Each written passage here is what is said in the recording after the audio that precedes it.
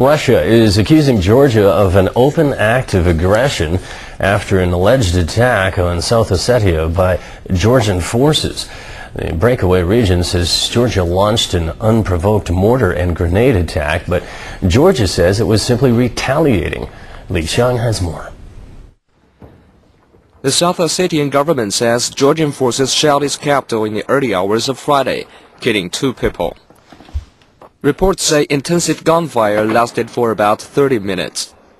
South Ossetia says 11 people were wounded, most of them civilians, in addition to 2 servicemen who were killed.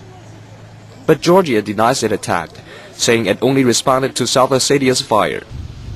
In the wake of the incident, Russia expressed concerns over the escalation of violence in South Ossetia. It said that Georgia's attack on South Ossetia was an open aggression. South Ossetia declared its independence from Georgia following the collapse of the Soviet Union in 1991. A joint commission co-chaired by officials from Russia, Georgia, and North and South Ossetias have been involved in conflict resolution negotiations. But Tbilisi has indicated that it doubts results can be achieved in the current format. Li Xiang, CCTV.